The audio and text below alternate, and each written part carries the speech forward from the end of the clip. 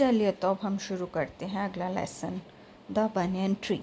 Banyan tree पता कौन सा ट्री होता है? ये बरगद का ट्री होता है। तो चलो शुरू करते हैं। Before you read, have you seen a mongoose? A mongoose can fight with and kill a snake. Look at the pictures and read the lines given along with them. आपको पता है कि आपने कभी mongoose देखा है? mongoose नेवला होता है। mongoose जो होता है ना, वो स्नेक का सबसे बड़ा दुश्मन होता है। वो उसके साथ लड़ता भी और उसको मार भी देता है। चलो अब हम आगे पिक्चर्स देखते हैं और साथ में पढ़ते हैं क्या लिखा हुआ है इन्होंने। The fight of the cobra and the mongoose is a classic drama often seen in India, and the outcome is largely the same. The mongoose is not immune to the venomous bite but is faster and quicker in motion than the snake. The cobra assumes a posture of defense and attempts to reach the animal by a sweeping strike, but the quick moving mongoose jumps out of reach and comes at a snake from another direction before the snake can get into striking position again. अच्छा, तो हम क्या कहते हैं ये कहते हैं कि ये जो कोबरा और मोंगूस की लड़ाई है ना, ये हमारे इंडिया में ना पहले मतलब काइंड ऑफ ड्रामा की तरह दिखाई जाती थी। बड़े मदारी वाले भी आते थे ना, कहीं बालू का नाच लेकर आते थे, कोई बंदर का नाच, और कई बार तो ये कोबरा और मोंगूस की लड़ाई भी दिखाई जाती थी। और जो आउटकम मतलब कि जो रिज़ल्ट होता था वो सेम ही होता था। जबकि मोंगूस ऐसा नहीं है कि जो स्नेक का जहरीला डंक है वो मोंगूस को कोई इफ़ेक्ट नहीं करता। वो तो मोंगूस को अगर वो डंक मारेगा तो मोंगूस भी मर जाएगा। लेकिन मोंगूस जो होता है वो इतना तेज़ और इतना मतलब कि जल्दी में हर काम करता है ना, कि स्नेक को वो डंक मारने का मौका ही नहीं देता, उससे पहले ही उसको वो ज़ख्मी कर देता है। तो मोस्ट ऑफ द टाइम ऐसा ही होता है। जैसे ही कोबरा जो है वो एक अपने बचाव के लिए पोस्चर बनाता है और उसको एनिमल की तरफ एनिमल मतलब मोंगूस की तरफ जाने की कोशिश करता है। वो तो रेंग के ही जाएगा ना, लेकिन इतनी देर में मोंगूस इतनी जल्दी में जंप मार के उसको बाइट कर देगा स्नेक को, या उसको लहूलुहान कर देगा। तो बस इस चक्कर में स्नेक जो है उसकी स्लो मूवमेंट की वजह से उसको तो रेंग के जाना पड़ेगा। पहले वो रेंगेगा, फिर वो अपना फन फैलाएगा, फिर वो उसको डंक मारेगा। तो इतनी देर में लेकिन जो ऑन द अदर हैंड जो मोंगूस है वो इतना तेज़ है कि वो एक ही झपटे में वो बस ये दिखता है उसको चकमा देता है उसको, कि स्नेक को, कि उसको झपटा देकर उसको वो लहूलुहान करता है, उसको ज़ख्मी करता है। तो इसी की वजह से जो स्नेक जो है वो थोड़ा डिस्करेज हो जाता है। And the mongoose is finally able to leap in close and bury its teeth in the snake's neck. बस इसी चीज़ का फ़ायदा उठा के जल्दी जल्दी में वो अपने दांत जो है उसकी गर्दन पे काट देता है, usually swearing the joints of its vertebrate. लेकिन इनको ये पता होता है कि मैंने कहाँ अटैक करना। तो जो उसके वर्टिब्राज होते हैं ना, जो हमारी ये स्पाइनल कॉर्ड होती है, ये जो हमारी पीठ की बैकबोन होती है ना, ये जो छोटी छोटी हड्डियाँ होती हैं ना, इसको हम वर्टिब्राज कहते हैं। वैसे ये जो स्नेक के वर्टिब्रा होते हैं ना, ये वहीं पे अटैक करता है जहाँ पे उसके स्नेक की नेक होती है। तो बस वो वहाँ पे वो हो जाता है, फिर वो लहूलुहान हो जाता है। बस यही पॉइंट होता है। तो मोंगूस जो है उसको मार देता है। You must have seen a banyan tree. This is a story about what the author saw as a young boy when he was sitting in an old banyan tree in his grandfather's house. चलो हम ये कहानी पढ़ते हैं। ये कहानी क्या है? ये एक आपने बनियन का ट्री देखा होगा, बरगद का ट्री। ये स्टोरी जो है ये वो स्टोरी है कि ये जो ऑथर है ना, लिखने वाला, जो वो छोटे से बच्चा था ना, उन्होंने एक दिन बरगद के ट्री पर बैठकर, जो कि उसके ग्रैंडफादर के घर में एक बरगद का ट्री था, वहाँ पर बैठकर वो उन्होंने कुछ जो सीन देखा है, वो ये स्टोरी उसके बारे में है, उन्होंने लिखी है। लाइक आप कहीं गए हो, आप अपनी दादी के घर में, अगर कोई किसी के दादी के घर अलग है तो वहाँ जाते हैं, वहाँ पे कोई बरगद का ट्री है, वहाँ पर बैठ कर उसने कुछ सीन ऐसा देखा ऑथर ने कि उसने इस स्टोरी में डाल दिया। तो चलिए हम स्टार्ट करते हैं। Part 1। Though the house and grounds belonged to my grandparents, the magnificent old banyan tree was mine, chiefly because grandfather at 65 could not longer climb it. इसका ये मतलब है कि वो कहता है, ऑथर कहता है कि नो डाउट कि मतलब जो घर था और जो ग्राउंड्स थी, मैदान थे, वो तो मेरे ग्रैंड पेरेंट्स के थे, लेकिन जो बहुत बड़ा सुंदर सा पुराना सा बरगद का पेड़ था ना, वो मेरा था। क्यों? क्योंकि मेरे दादाजी तो 65 के हो चुके थे और वो 65 के होकर थोड़ी उस पर चढ़ेंगे, तो वो मैं ही चढ़ूँगा, तो वो मेरा ही हुआ। It's spreading branches which hung to the ground and took root again, forming a number of twisting passages, giving me endless pleasure. Among them were squirrels and snails and butterflies. The tree was older than the house, older than grandfather, as old as Dehradun itself.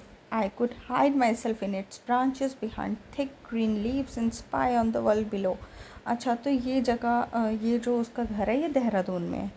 तो वो जो tree है उसकी इतनी branches, शाखाएं फैली हुई हैं, तो उसके जो शाखाएं हैं, कुछ शाखाएं तो वो नीचे ज़मीन तक लटक रही हैं और वो रूट्स बन गई हैं। तो वो इतने वो पैसेजेस, रास्ते बन गए ना, से ट्विस्टिंग से टेढ़े मेढ़े उधर रास्ते बन गए हैं। तो वो उधर कहीं कहीं कहीं से भी ऑथर जाके, बच्चा था वो, तो उसको बड़ा मज़ा आ रहा था, उसको एंडलेस प्लेजर मिल रहा था। वो कह रहा था मेरी तो खुशी का कोई ठिकाना ही नहीं है। तो वहाँ पर उस ट्री में काफ़ी सारी स्क्वेल्स थी, स्नेल्स थे और बटरफ्लाइज भी थी उसके अलावा। तो वो ट्री इतना बूढ़ा था कि उसके ग्रैंडफादर से भी बूढ़ा था, इतना बूढ़ा था जितना खुद देहरादून है। मतलब वो प्लेस देहरादून है, वो कहता है वो ट्री जब देहरादून बनना होगा तब का वो ट्री होगा। उसकी ब्रांचेस में मैं खुद को हाइड कर सकता था, हाइड मतलब छुपा सकता था। उसके हरे हरे मोटे मोटे पत्तों के पीछे मैं छुप कर, ऊपर पेड़ पे चढ़कर, उसके हरे हरे मोटे मोटे पत्तों के पीछे छिप कर मैं नीचे इस दुनिया के ऊपर जासूसी कर सकता था, उस पर स्पाई कर सकता था। स्पाई मतलब जासूसी करना, ठीक है। My best friend was a small grey स्क्वेल. Arching his back and sniffing into the air, he seemed at first to resent my invasion of his privacy. मेरा जो सबसे पहला फ्रेंड बना उस पेड़ पे, वो एक छोटा सा ग्रे सी स्क्वेल थी, गिलहरी, छोटी सी ग्रे कलर की गिलहरी। वो अपनी पीठ सीधी करके और हवा में ऐसे करती थी जैसे कि कुछ सूंघ रही हो। पहले तो उसको बड़ा बुरा उसको ऐसे लगता था कि मैंने जैसे उसकी प्राइवेसी जो है वो उसको ख़त्म करती है, तो उसको अच्छा नहीं लगा। पहले मुझे उसको देखकर ऐसा फ़ील हुआ कि उसको ऐसा लगा है कि मैंने उसकी प्राइवेसी को इन्वेड कर दिया है, मैंने उसकी प्राइवेसी पर अपना हक जमा लिया है। But when he found that I didn't arm myself with catapult or air gun, लेकिन मुझे ऐसा लगा कि जब उसने मेरे को देखा कि मैंने अपने आप में कोई गुलेल या मेरे पास कोई एयर गन नहीं है उसको नुकसान पहुंचाने के लिए, ही बिकेम फ्रेंडली, और वो स्क्वेल जो थी वो मेरे साथ फ्रेंडली हो गई। कैटापल्ट होती है गुलेल या कोई एयर गन नहीं है। तो आ मतलब बाजू नहीं, आ मतलब वेपन। मैंने अपने आप को कोई वेपन नहीं लगाया हुआ है, जैसे कि कोई गुलेल हो गई या फिर कोई एयर गन हो गई, क्योंकि जानवर भी पहचानता है कि ये मुझे नुकसान पहुंचाएगा कि नहीं। जब उसने ये फ़ील किया कि मेरे पास कोई ऐसा, मैं उसको नुकसान नहीं पहुंचाऊँ, वो मेरे साथ फ्रेंडली हो गई। And when I started bringing pieces of cake and biscuit, he grew quite bold and was soon taking morsels from hand. तो जब आहिस्ता आहिस्ता जब मैं उसके लिए केक के टुकड़े और बिस्किट के टुकड़े लाने लगा, उसका डर और खुल गया, वो और बोल्ड हो गई, और वो मेरे हाथों से ही टुकड़े खा लेती थी, खाने के टुकड़े। Before long he was delving into my pockets and helping himself to whatever he could find. He was a very young squirrel and his friends and relatives probably thought him foolish and headstrong for trusting a human. अच्छा, तो फिर क्या हुआ कि आहिस्ता आहिस्ता वो खुद ही मेरे pocket में ही घुसकर वो खुद फाइंड कर लेती थी, खुद ढूंढ लेती थी स्क्वेल की उसको क्या कुछ खाना है या नहीं। तो वो भी स्क्वेल जो थी बड़ी छोटी थी, उसके फ्रेंड्स और उसके जो रिश्तेदार थे ना, वो शायद प्रोबेबली ऐसा सोचते, उसको मूर्ख समझते थे, क्योंकि वो सोचते थे कि क्या इसने ह्यूमंस के साथ दोस्ती डाल रही है, ह्यूमन तो कभी भी धोखा दे देते हैं। In the spring, when the banyan tree was full of small red figs, birds of all kinds would flock into its branches. The red-bottomed bulbul, cheerful and greedy, parrots, myna and crows, squabbling with one another during the fig season. The banyan tree was the noisiest place in the garden. अच्छा, spring season जब आता है, spring season आता है before summers and after winters, मतलब Feb और मार्च में, अप्रैल में समर शुरू हो जाता है। स्प्रिंग सीज़न जब नए फ्लावर्स उगते हैं, मतलब हर जगह हरियाली होती है and plants are loaded with fruits and vegetables. तो बनियन ट्री जो है वो लाल लाल फिग, एक छोटे फ्रूट होते हैं उस पर लगे होते हैं। तो फिर वहाँ पे हर तरह के बर्ड्स के झुंड आते हैं, उसकी ब्रांचेस में फ्लॉक ऑफ बर्ड्स आते हैं, ठीक है। जैसे रेड बॉटम बुलबुल हो गई, और ग्रिडी पैरट्स हो गए, माइनाज हो गए, क्रोज हो गए, और ये छोटी छोटी चीज़ों पे आपस में ऐसी चीज़ लड़ रहे होते हैं, स्क्वैबल कर रहे होते हैं, देर फाइटिंग, मतलब उनका फाइटिंग क्या, ये आपस में चींची कर रहे हैं, तो ऐसे लग रहा है कि लड़ रहे हैं, ये बातें कर रहे हैं, बहस कर रहे हैं. During the fig season the banyan tree was the nicest place in the garden. तो जब फिग सीज़न होता है, मतलब जब स्प्रिंग सीज़न होता है, तो ये जो बनियन ट्री है, बरगद का ट्री, ये सबसे ज़्यादा शोर होता है इस पेड़ में. It is the noisiest place. Okay. Halfway up the tree, I had built a crude platform where I would spend the afternoons when it was not too hot. अच्छा, ट्री के थोड़े से ऊपर ना मैंने एक छोटा सा ना प्लेटफॉर्म बनाया था, एक मतलब प्लेटफॉर्म मतलब प्लेन सी जगह बनाई हुई थी, जहाँ पे मैं काफ़ी दोपहरों को बैठा रहता था कि वहाँ पे ज़्यादा गर्मी नहीं होती थी. I could read there propping myself up against the tree with a cushion from the living room. मैं एक लिविंग रूम से एक छोटा सा क्वेश्चन ले आया था, और मैंने वहाँ ढासना लगा के आराम से बैठकर वहाँ पे मैं किताबें पढ़ता था. Treasure Island, Huckleberry Finn and the story of Doctor Dolittle were some of the books that made up my banyan tree library. तो वो बनियन ट्री में बैठ के मैं कौन सी बुक्स पढ़ता था? Treasure Island, Huckleberry Finn and the story of Doctor Dolittle. ये जो 3-4 किताबें थी, ये मेरी लाइब्रेरी बन गई हुई थी वहाँ पे ट्री के ऊपर. When I did not feel like reading, I could look down through the leaves at the world below. And on one particular afternoon, I had a grandstand view of that classic of the Indian wilds, a fight between a mongoose and a cobra. अच्छा, तो कहता है वैसे तो मैं वहाँ पे मज़े से बैठ के कुशन लगा के ढासना लगा के आराम से, वहाँ मैंने 3-4 अपनी फेवरेट बुक्स रखी थी, वहाँ पे मैं लाइब्रेरी बना के रीड करता रहता था. लेकिन एक दिन जब मेरा मन नहीं कर रहा था रीडिंग करने का, तो मैं क्या करता था, मैं पत्तों को पीछे करके उनके नीचे झांकता था, और मुझे लगता था कि नीचे कोई और ही दुनिया है, नीचे की दुनिया में को मैं झांकता रहता था. और एक दिन, एक पर्टिकुलर आफ्टरनून मुझे याद है, मेरे को वहाँ पे इंडियन वाइल्ड्स का एक ग्रैंड स्टैंड व्यू मिला.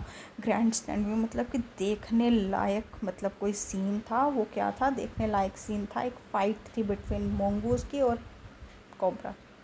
ओके. तो वो इतना ज़बरदस्त ऐसा सीन था कि मतलब मैं आज तक वो भूल नहीं पाया हूँ. और उसकी कमेंट्री जो है पार्ट 2 में वो ऑथर ने करी है. अच्छा, क्या बताता है, कैसे वो एक्सप्लेन करता है फाइट को? The warm breezes of approaching summer had sent everyone, including the gardener, into the house. I was feeling drowsy myself, wondering if I should go to the pond and have a swim with Ramu and the buffaloes, when I saw a huge black cobra gliding out of clump of cactus. At the same time, a mongoose emerged from the bushes and went straight for the cobra. अच्छा, तो अब ये क्या क्या commentary कर रहा है? वो बताता है, ऑथर बताता है, एक आफ्टरनून जब बड़ी गर्म हवाएं चल रही थी, इवन कि वो जो गार्डनर था गार्डन का, वो भी अपने घर में चला गया, इतनी गर्मी थी. मेरे को भी थोड़ी ड्रोजीनेस हो रही थी, मेरे को भी थोड़ी बेहोशी आ रही थी, मेरा भी मन कर रहा था कि मैं सो जाऊँ कहीं जाकर, ऐसे सुस्ती आ रही थी. तो मुझे लगा मैं पॉन्ड में जाता हूँ, वहाँ रामू और उसकी भैंसों के साथ स्विम करता हूँ. अभी मैं ये सोच ही रहा था कि मैंने क्या देखा कि वहाँ पे एक क्लम्प ऑफ कैक्टस था. हाँ, it's a kind of collection of things होता है ना, जैसे कैक्टस, बड़े ज़्यादा कैक्टस हैं तो उनको बोलेंगे क्लम्प ऑफ कैक्टस. वहाँ पे एक क्लम्प ऑफ कैक्टस से एक बड़ा सा ब्लैक कोबरा ग्लाइड हो रहा है, मतलब निकल रहा है बाहर. और उसी समय एक मोंगूस भी आ गया, झाड़ियों से, बुशेस से आ गया, और वो कोबरा के सामने खड़ा हो गया. तो अब क्या होता है आगे? इन अ clearing beneath the banyan tree, in bright sunshine, they came face to face. The cobra knew only too well that the grey mongoose, 3 feet long, was a superb fighter, clever and aggressive. But the cobra too was a skillful and experienced fighter. He could move swiftly and strike with the speed of light, and the sacs behind his long sharp fangs were full of deadly poison. It was to be a battle of champions. अच्छा, देखो author ने कितने अच्छे से commentary की है. वो क्या बताता है, अब बिल्कुल नीचे बनियन ट्री के नीचे जब खूब सनशाइन, सूरज पूरी अपने जोश में चमक रहा था, तो मोंगूस और जो ब्लैक कोबरा है, दोनों फेस टू फेस आ गए, एक दूसरे के आमने सामने आ गए. कोबरा जानता था कि वो जो ग्रे मोंगूस है, 3 फीट लंबा, वो एक सुपर फाइटर है, आफ्टर ऑल है तो स्पीशीज़ स्नेक, और पर उनको पता होता है कि ये कौन है, ये मेरा दुश्मन है, ये मेरा दोस्त है। उसको पता है स्नेक को कि उसकी पता चल रहा है उसके बिहेवियर से कि ये जो मोंगूज़ है ये एक सुपर फाइटर है, 3 फीट लंबा है और ये बहुत चालाक और एग्रेसिव है, बहुत गुस्से वाला है, ठीक है, ये छोड़ने वाला नहीं है बात को। बट द कोबरा, लेकिन दूसरी तरफ अगर देखें तो कोबरा भी बहुत स्किलफुल और एक्सपीरियंस्ड फाइटर है। He could move swiftly and strike with the speed of light and the sacks behind, मतलब वो भी एक अच्छे से तेज़ी से मूव कर सकता है। स्विफ्टली होता है बहुत तेज़ी से मूव कर सकता है, और जितनी स्पीड लाइट की होती है ना उतनी स्पीड से ये भी डंक मार सकता है। और जो उसके फैंग्स होते हैं, जो स्नेक के दांत होते हैं ना, उनके पीछे जो सैक होता है एक छोटी छोटी, वहाँ पे ऐसे बैग से बने होते हैं, उसके अंदर पॉइज़न होता है। वो फैंग जब दांत जब खुबाता है ना दूसरे के अंदर, वो स्किन के अंदर डालता है, तो वो पॉइज़न सैक से निकल के वो टीथ से उसकी बॉडी में आ जाएगा और दूसरे एनिमल की बॉडी में, तो वो मर जाएगा। तो वो ऑथर कहता है कि वो दोनों की क्वालिटीज़ बता रहा है और कह रहा है ये जो लड़ाई होने वाली है ना, ये चैम्पियंस की लड़ाई होने वाली है कि नोबडी नोज़ कि अब क्या होता है।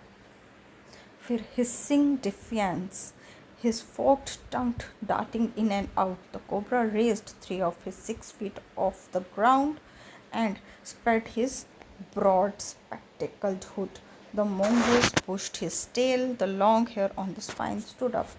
अच्छा, अब कोबरा क्या करता है, वो ऑथर क्या बता रहा है कि कोबरा जो है उसने उसकी 6 फुट लंबी बॉडी है, तो उसमें से उसने 3 फुट लंबी अपनी बॉडी जो है वो ज़मीन से ऊपर उठा दी है, और उसकी जो टंग है उसके साथ वो हिस कर रहा है, बाहर अंदर कर रहा है, ऐसे हिसिंग की आवाज़ निकाल रहा है। तो वो अपने से कर रहा है कि मुझ पर अटैक ना करे, वो रेजिस्ट करता है कि किसी से अपना बचाव कर रहा है कि ये मुझ पर अटैक ना करे। और दूसरी तरफ जो मोंगूज़ है उसने भी अपने टेल जो है वो खुरदरी सी टेल उसने उसको अच्छे से स्ट्रेट कर दिया है, और उसकी जो पूरी बॉडी में बाल हैं वो ऐसे कांटों की तरह खड़े हो गए हैं गुस्से से, कि उसको पता है कि अब मैं कुछ आक्रमण करने वाला हूँ। Though the combatants were unaware of my presence in the tree, they were soon made aware of the arrival of 2 other spectators. One was a myna, the other a jungle crow. They had seen these preparations for battle and had settled on the cactus to watch the outcome. Had they been content only to watch, all would have been well with both of them. अच्छा, अब क्या हो गया कि उन दोनों कम्बैटेंट्स को, मतलब पार्टिसिपेंट्स जो दोनों झगड़ा करने वाले, मतलब जो आपस में लड़ाई करने वाले हैं, वो कौन कौन, मोंगूस और ब्लैक कोबरा, उन दोनों को अवेयर नहीं है, वो नहीं जानते कि ट्री पे ये बच्चा बैठा है। दे आर अनअवेयर मतलब नहीं जानते कि ये बच्चा जो ऑथर है, जो ये पूरी स्टोरी एक्सप्लेन कर रहा है, वो ट्री पे बैठा हुआ है।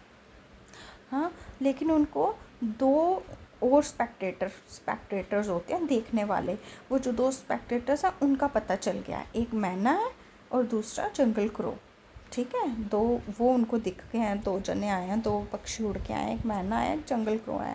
They had seen this preparations for battle. हाँ, वो दोनों भी देख रहे हैं कि ये लड़ाई की तैयारी शुरू हो रही है। तो ये दोनों कहाँ बैठ गए हैं, दोनों एक कैक्टस के पौधे पे बैठ गए हैं कि वो देखने वाले हैं कि इन दोनों के झगड़ा का क्या रिज़ल्ट निकलता है, क्या आउटकम होता है।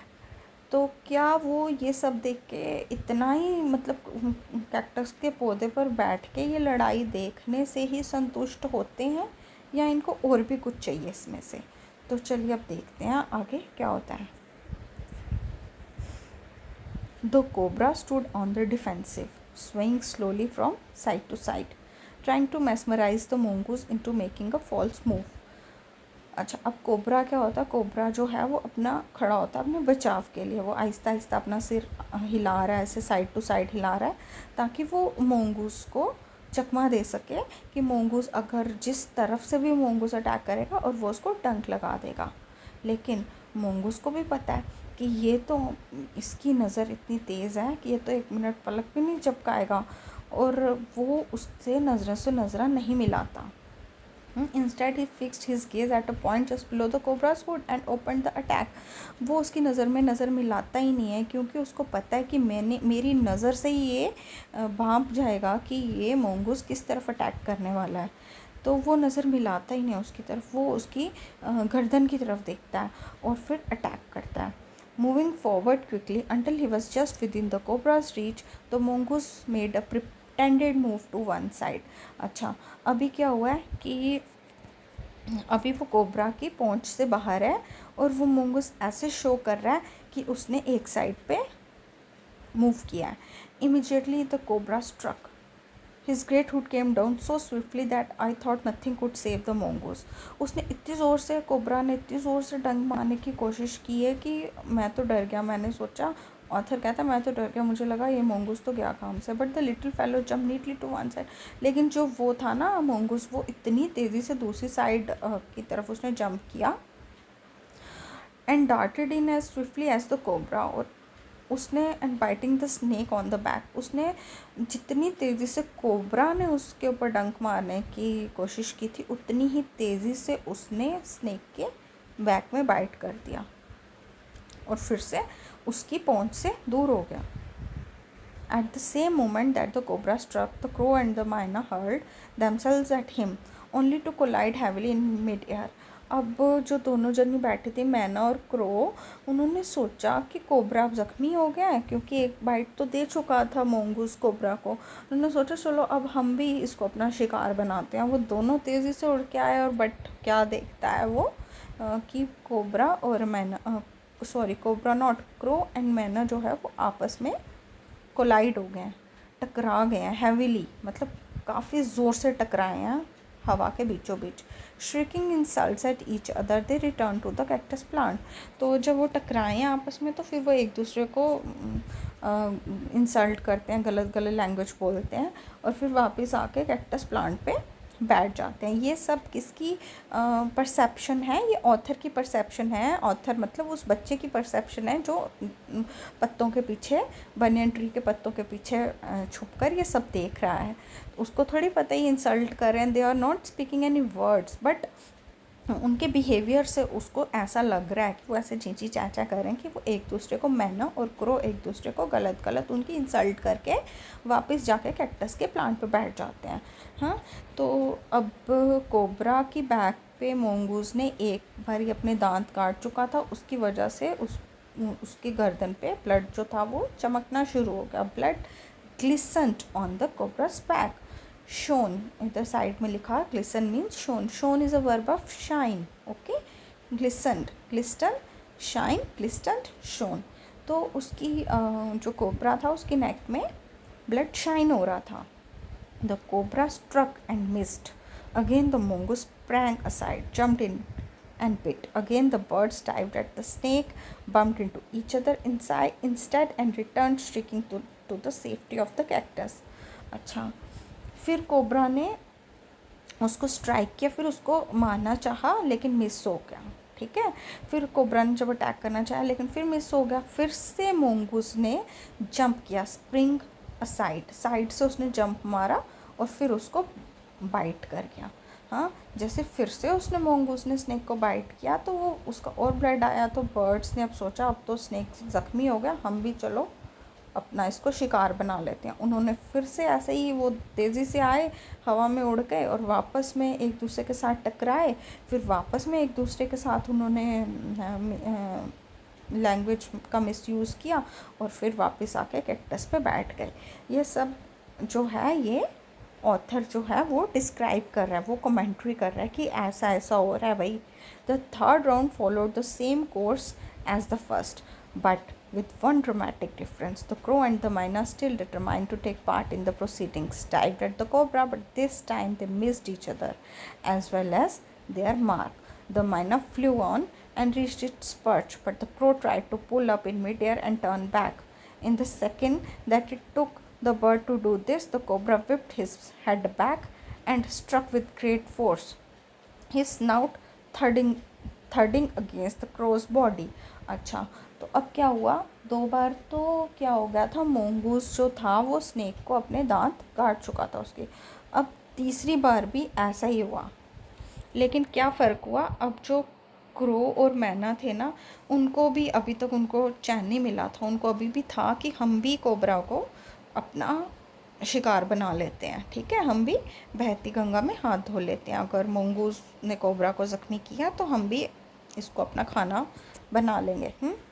लेकिन इस टाइम ऐसा नहीं हुआ। इस टाइम वो आपस में टकराए नहीं, आपस में भिड़े नहीं।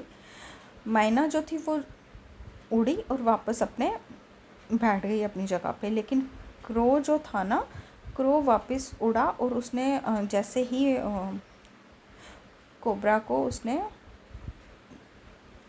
बीक मारनी चाहिए तो कोबरा ने टर्न किया बैक और उसको उसके हेड पे स्टिंग कर दिया। उसके हेड पे उसने डंक मारा क्रो की बॉडी में। तो I saw the bird flung nearly 20 feet across the garden. और जो बर्ड था ना, उसने कोबरा ने उसको इतनी ज़ोर से कौवे को डंक मारा ना कि वो 20 feet दूर जाके गिरा गार्डन में। It fluttered about for a while. तो वो कौवा थोड़ी 20 feet दूर जाके गिरा, इतनी स्पीड से उसने डंक मारा था। हाँ, वो थोड़ी देर के लिए वो थोड़ा फड़फड़ाया और फिर स्टिल हो गया।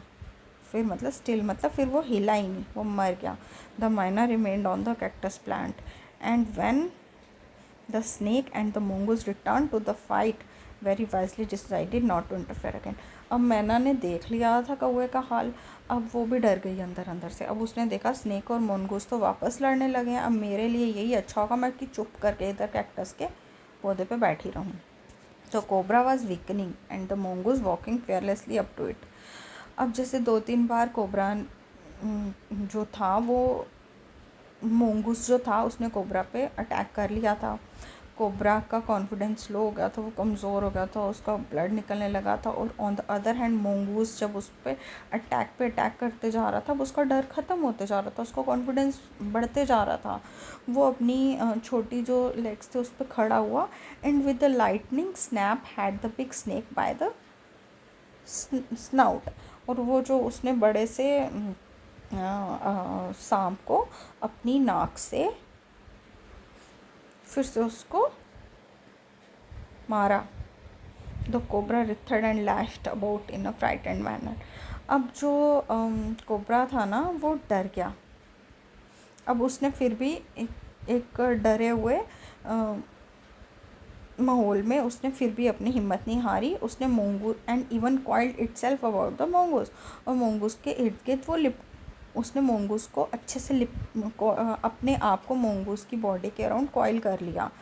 बट टू नो अवेल, लेकिन इसका कोई फ़ायदा नहीं हुआ। The little fellow hung grimly on until the snake had ceased to struggle.